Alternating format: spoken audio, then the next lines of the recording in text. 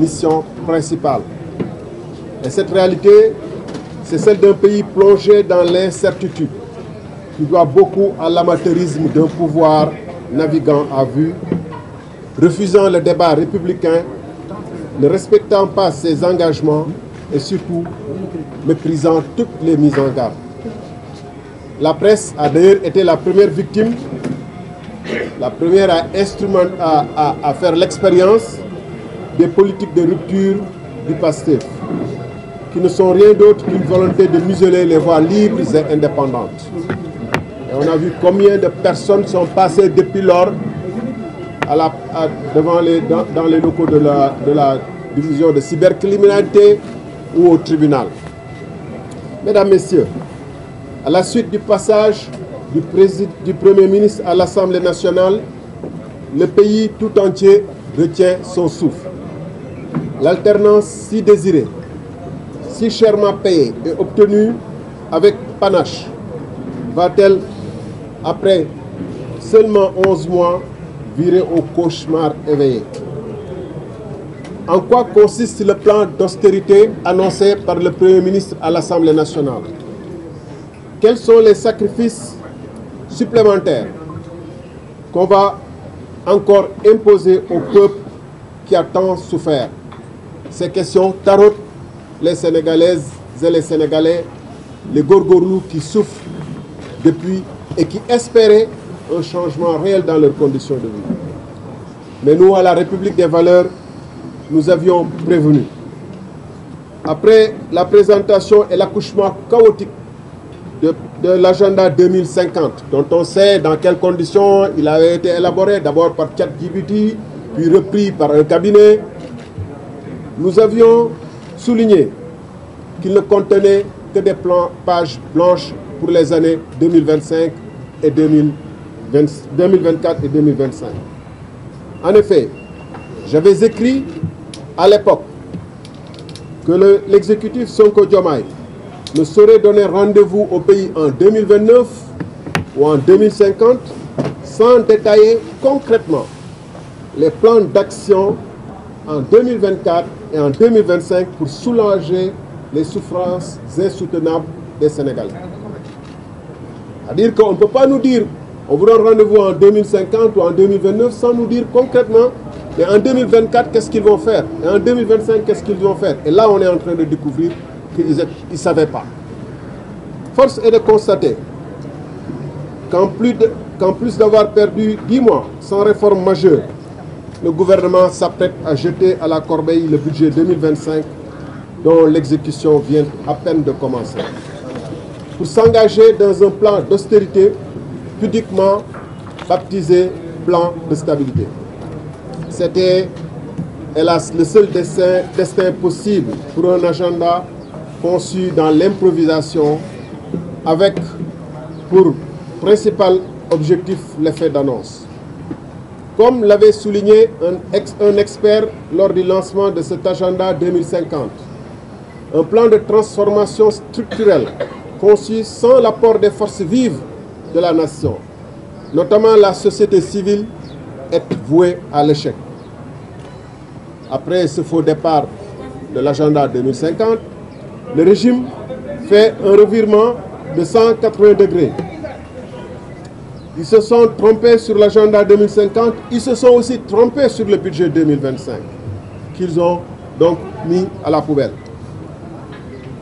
Le Premier ministre s'apprête à rencontrer les syndicats et autres partenaires sociaux, non pour rectifier les erreurs et amorcer un vrai dialogue, mais parce qu'il est dos au mur et n'a plus d'autre choix.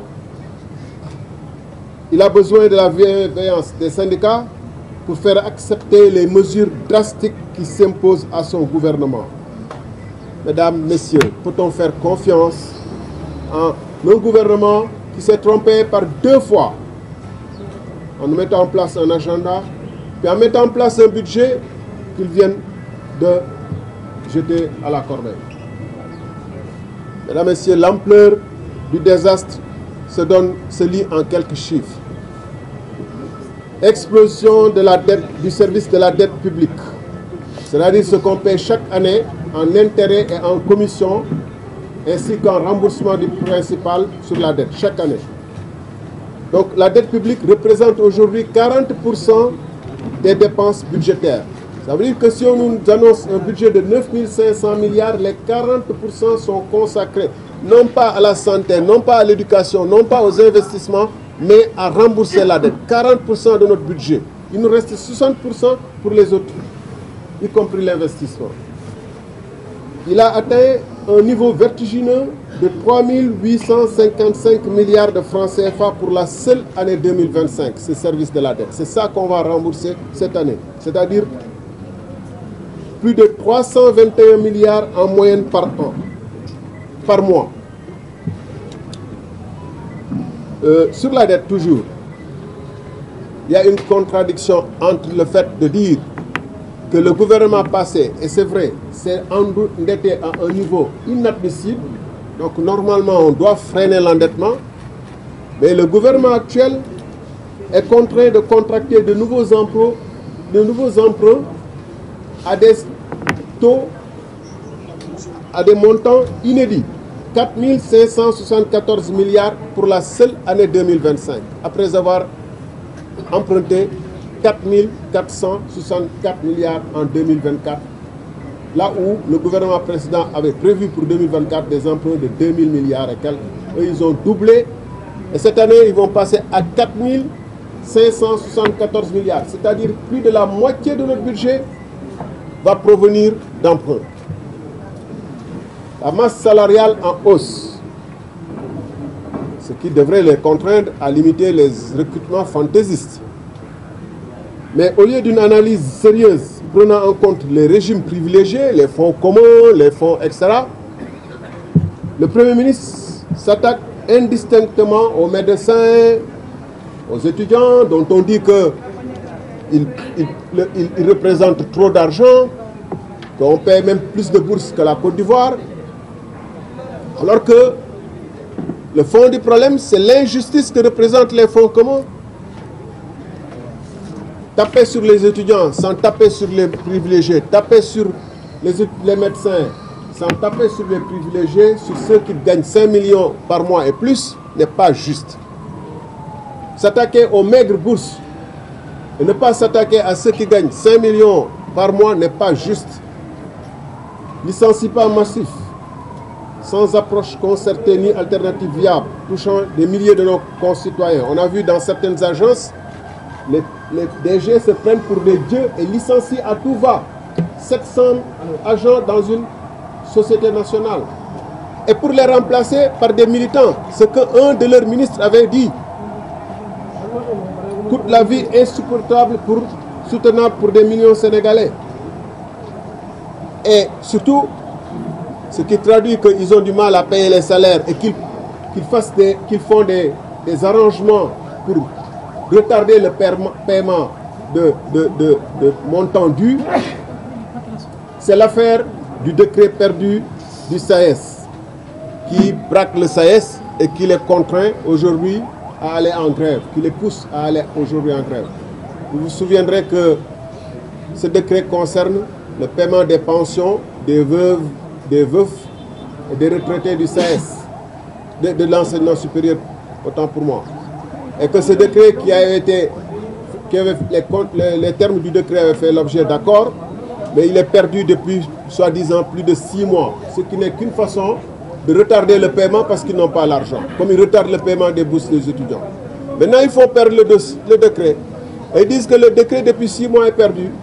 Mais est-ce qu'un décret peut se perdre entre la présidence, la primature, le ministère de l'enseignement supérieur, alors qu'il est dans les machines et qu'il suffit de faire contrôle-paix pour taper encore, pour imprimer à nouveau le décret et le signer. Et j'en passe donc. Pour terminer sur les questions diverses d'actualité, j'allais dire, il y a la question de la plainte des 2 magistrats du Conseil constitutionnel. Vous vous souviendrez que lors de la présidentielle qu'on tentait de reporter, il y a 2 magistrats du Conseil, 2 juges du Conseil constitutionnel qui avaient fait l'objet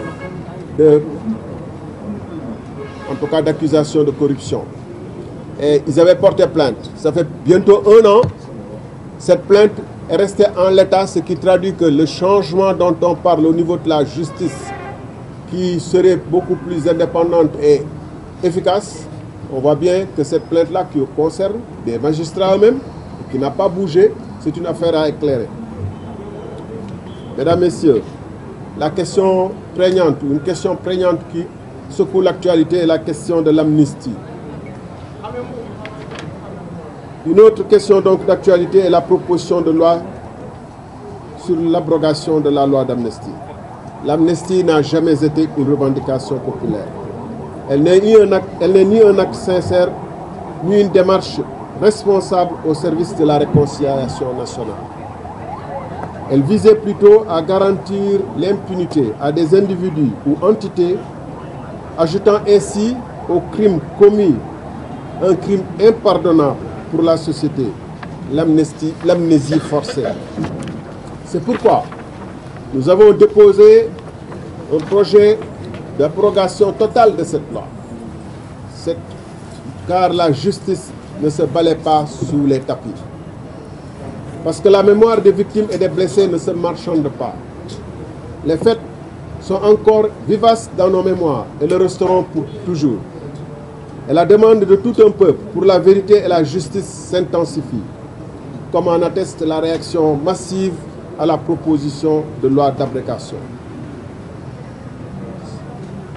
Force est de constater la panique qui s'est emparée du PASTEF depuis le dépôt de cette proposition de loi. Car l'initiative de la loi appartient concurremment, comme le dit notre Constitution, au gouvernement et au Parlement. Toute partie concernée a disposé suffisamment de temps pour déposer un projet. Or, après mon initiative, conformément aux engagements de la coalition Sénégal-Kessé, l'opinion observe, sidérée, la réaction de PASTEF.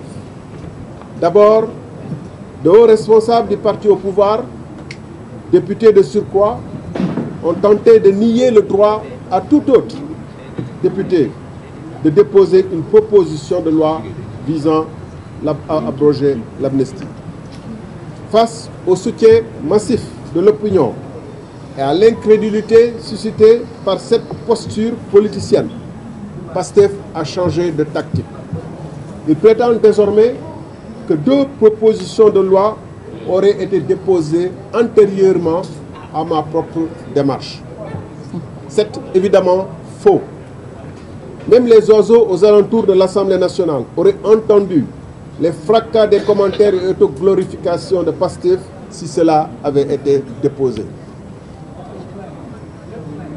Ce qu'il faut constater, c'est que si une proposition de loi est déposée, conformément à l'article 60 de la Constitution, le président de l'Assemblée nationale doit donner acte à l'auteur de cette proposition et en informer l'Assemblée nationale à la prochaine réunion. Ce qui signifie que lors du passage du Premier ministre question au gouvernement, la première chose qu'aurait dû faire le président de l'Assemblée nationale, c'est d'informer les autres collègues que j'ai déposé une proposition.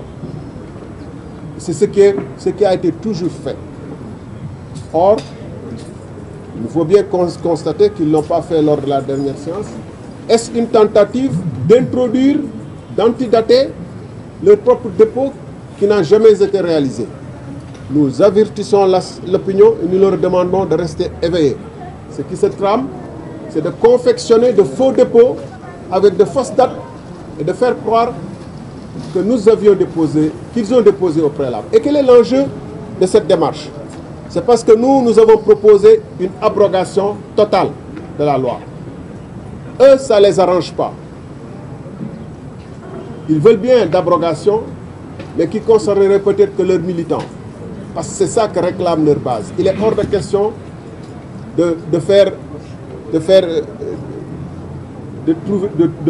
d'introduire des dérogations ou de pardonner certaines forces de défense et de sécurité. Or, maintenant qu'ils sont au pouvoir et qu'ils gèrent le système, ils ne peuvent pas pardonner à leurs militants ou à leurs responsables ou à d'autres individus et ignorer les forces de défense et de sécurité. Mesdames, Messieurs, des indemnisations opaques dans des conditions opaques sont en train d'être versées en toute discrétion. Qui décide de ces compensations? Sur quelle base? Dans un pays sérieux, seule la justice serait compétente pour statuer sur ces questions. Mais ici, ce sont des officines administratives sous la coupe de Pastef qui décident qui doit être indemnisé et à quel niveau. Cela est inacceptable. Et d'ailleurs, l'opacité aurait été totale si certains militants frustrés n'avaient pas inventé l'affaire. Quelle république? Un régime pris à son propre piège. Ce qui est cynique dans cette affaire, c'est que ce régime a bâti son ascension en dénonçant les pratiques qu'il applique aujourd'hui avec la même brutalité. Il dénonçait l'opacité, il protège aujourd'hui l'impunité. Il dénonce l'opacité, il gouverne dans l'ombre. Il prônait la justice, il protège aujourd'hui l'impunité. Il promet la rupture, il promettait la rupture, il recycle les méthodes du passé. Nous avons en face de nous un gouvernement qui mène le Sénégal vers un avenir incertain et qui, puis encore, refuse d'écouter ceux qui lui rappellent ses propres promesses. Il est temps pour nous d'ouvrir les yeux. Mon devoir en tant que représentant du peuple souverain et en tant que républicain n'est pas de vendre des illusions, mais de dire la vérité. L'amnistie doit être totalement abrogée. Les responsabilités doivent être établies. La justice doit être rendue parce que c'est une exigence morale. Parce que c'est le Sénégal, c'est ce que le Sénégal attend et mérite.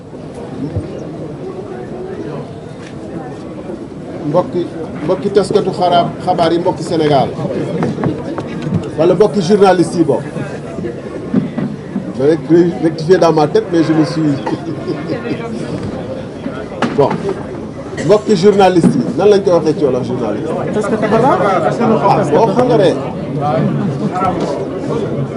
bon mbokki taskatu xabaar yi bokk mbokki Sénégal ñu ngi leen di gërëm ci seen teewaay fii ci suñu daje bi nga xam ne lu ko waral mooy weccante xalaat ci tolluwaayu réew mi ñuy fàttali rek di leen gërëm ci seen taxawaay ndax bu fi presse newul woon bu libre boo xam ne ku nekk mun na ci jot yaakaar naa ni dina am lu bëri lu manqué ci sénégalais yi ni ñuy dundee ak ni ñuy yëgee dundee seen démocratie waaye yéen it ba alternance bu bees bi amee nguur gu gees gi toog yéen amaana mun nañu wax ni sax bokk ngeen ci njëkk a wone lan la nguur gi lan mooy jikko nguur gi dëgg-dëgg ndax seen ñu bëri ci yéen dal nañ seen kaw ñi ñu bëgg leen fexeel tëj ci ay wuyee ko ci ay impôt wayele ko jaarale ko ci ay impôt ñeneen ñi woo leen ci cybercriminalité ba am na ñoo xam ne ñun journaliste it tëj leen fi daan leen fi ay daan yoo xam ne dara waralu ko lu muy xoxatal nit ñi ne leen nag léegi caaxaan faaxe nguur gu bees ñëw na te nguur gi caaxaanu ba loolu wéyee ñuy waxtaan ci xew-xew yu mujj yi nga xam ne ci wàllum koom la ak wàllum loi proposition de loi bi nga xam ne déposé naa ko assemblée nationale keroog ak li ni mel ci wàllum koom gi ak tolluwaayu réew mi gis nañu premier ministre mu jàll assemblée nationale ajjuma bi wees waaye gannaaw ba mu jëlee kàddu wax ku jaaxle woon jàppoon ni Sénégal dund gi tar na metti na comme ni ko xale yi di waxee dëgër na këj fi mu toll ni war na ragal ni te nar na gën a tar gën a dëgër ndax premier ministre kat li mu wax foofu mooy dinañu teg plan boo xam ne plan d'austérité lay doon waaye moom daf ko wodd wax ji ne plan de stabilité plan national de stabilité ne naam dinañ woo nit ñi sax ñu waxtaan ak ñoom woo syndicat yi woo may fàttali nag woote boobu mu nar a woo syndicat yeeg société civile ak ñeneen du ci coobareem du it pour sàkku seen xalaat ndax ñu ngi fàttali ko fii agenda 2050 jaar na fi bañ koy tëgg ñoom am nañu seen xam-xam ñoŋ bañ ko xoolee nee nañu version bu njëkkoon circulé bi boobee de dafa mel ni intelligence artificielle moo ko xaw a xalaat ñu ne déedéet du bii da ngeen juum ñu koy wax dañuy caaxaan rek waaye ñu ngi leen di indil plan bi dëgg dinañ leen ko jébbal Diamniadio ba ñëwee Diamniadio bañ ko jébbalee am na ñu teewoon foofu sax ne leen la ngeen waroon njëkk a def mooy waxtaan ak askan wi yéen a ngi fàttaliku am na ku ko fa waxoon wax ju am solo nii li ngeen njëkkoon def mooy waxtaan ak askan wi waxtaan ak ñi ngeen xam ne ñoom moom plan bi te war ci liggéey mooy askanu Sénégal experts sénégalais yi bala ngeen di ñuy woo di ñu ko jébbal man ma waxoon ni bañ ko déggee que ñoom dañu ni nañu muñ ba 2050 am ñu bëri nii dama leen yàpp rek wala comme ñenn ñi dañu bëgg critiquer rek parce que opposition lañ nekk waaye lu taxoon ñu wax ko dañ ko tegoon ci ay firnde nii bala nga ñuy wax 2050 wala sax 2029 wax ñu 2024 bii yan programme ak plan d'action nga nar a taxawal wax ñu 2025 lan nga nar a def pour tartar yi ñuy dund jafe-jafe yi ñuy dund mu teggee ko waaye bu ñu wax rek 2050 te waxoo ñu diggante gi naka la ñu nar a def wax joojee tey mel na ni mu ngi nekk ñoo xam ne firnde yaa ngi feeñ ndax gis ngeen keroog wax naa ko assemblée ba ñu tegee seen budget 2025 ba nga xam ne ci seen coobare la waxtaanuñ ci encore ak kenn ñu voté ko sans débat voté wuñ ko sax dañ ko imposer ne amul vote amul débat budget googu ñu ngi koy jéem a tàmbali di wéyal ñu arrêté ndax budget boobu mënul dem gis nañu ni que il faut ñu defaat beneen programme mooy programme bu muy woote programme national de stabilité bi ñi nga xam ne nag ci ay weer rek changé nañ ci ñaari yoon ay programme boo xam ne du programme bu fa fii ak 2050 mais programme at bii kese mun ñu ba tey gis ban programme bu baax la ñuy tegal sénégalais yi ndax sañ nañ leen wóolu bàyyi leen ñoom rek ñuy wéyal nee nañu que dinañ jël ay mesures d'austérité dégg ngeen ci wax ci ñu tudd ci ni étudiants yi lañ leen di fay ci bourse tar na lool bëri na lool dinañ ko limiter que faw ñu wàññi dund gi ñu wàññi subvention yi faw ñu jël ay matuwaay ci salaire yi faw tamit lim ak agence yi ñu laal ci am na ci mesure comme wàññi agence yi d'accord nañ ci waaye ba ñu toogee ñoom lañ ko waroon def war ñu woon xaar ba tey jii nii yokk agence yi wala nommer seen gars ci agence yëpp di leen fay ay salaire 5 millions ba pare tourné ci koo xam ne boursam 30 000 la wala 25 000 dina toog ay weer bañ ko jot ba pare ne ko yow damay wàññi say bourse wala liñ leen di fay ci bourse bëri na di joxe ay fonds commun ay millions ba pare ki nga xam ne boursam rek la am pour mun a jàng am na ñoo xam ne amuñu bourse bàyyi nañ jàng nga leen bourse yi dafa ëpp loolu wax jooju moo tax ñu ni la ñu waxoon ci agenda 2050 boobu ñu bàyyi ci xel te gën ñu bàyyi xel bu ñuy wax te di wottu di gëm lépp lu jógee ci gouvernement bi parce que ba ñu tegee seen agenda 2050 ñëpp a tàccu ba ñu tegee seen budget ñëpp a tàccu tey ñu ngi ciy dellu ginnaaw donc ba ñuy tegal leneen dañu fexe ubbi suñuy bët jëfandikoo suñu xel xam lu ñuy tegal lan la doon waaye li ci mën a nekk tolluwaayu réew mi tey dañu nangu ni dafa jéggi dayo ñoom jaaxal na leen hôpitaux yeeg moo tax gars yi mëntuñu dem 3855 milliards mooy 321 milliards en moyenne par mois te salaire dikkagul salaire yi weer wu ne dinañ fay lu toll ak 120 milliards loolu mooy lu dëppook fonction publique centrale te agence yeeg université yeeg yeneen ñëwul waaw lii moo tax gars yi ñuy woote kaay leen ñu waxtaan pour wax gars yi yor salaire yooyu nan la ñuy def ci wàllum bor bi donte ne na fekk nañ ko fu jéggi dayoo ñoom dafa mel ni dañu baral yokk bi ndax 2024 nguur gi fi ne woon mu ngi xayma woon ni à peu près ñaari junni milliards la ñu nar a leb 2024 bi wees ñoom ñu ñëw leb ñeenti junni milliards ak ñeent fukki téeméer ak lu teg ren jii ñu ngi prévoir ci budget bi dañuy leb ñeenti junni milliards ak juróomi téeméer ak juróom-ñaar fukk ak ñeent muy nekk plus de 50% des recettes budgétaires lu muy représenté ëpp na 100% recette budgétaire mais plus de 50% du budget mais ëpp na lu ñuy dajee suñu biir réew mi yëpp ci impôt ak leneen ëpp na 100% wu recette budgétaire ba tax na mbokk yi gouvernement bi mu toogee pexeem mooy ay entreprises yu bëri ay sociétés nationales yu bëri gis ngeen ñu ngi fay licencier de manière massive gars yi boo waxee ñu ne leen amut mais ñëpp xam nañu port licencié nañ fa ñu toll ak 700 doomu aadama lépp xam na ne am na ay ministères licencié nañ fa ñu am ay CDI waaw bu ñu licencié dañu wax ci yan condition ak ban programme ak lu tax ñu licencié bu boobaa tamit bu ñu ko remplacer ci seen i militants loolu la ñu wax sénégalais yi seen dund tar na lool mooy lu ñuy wax coût de la vie est insupportable moo tax syndicat yu bëri ñu ngi commencé daj di waxtaan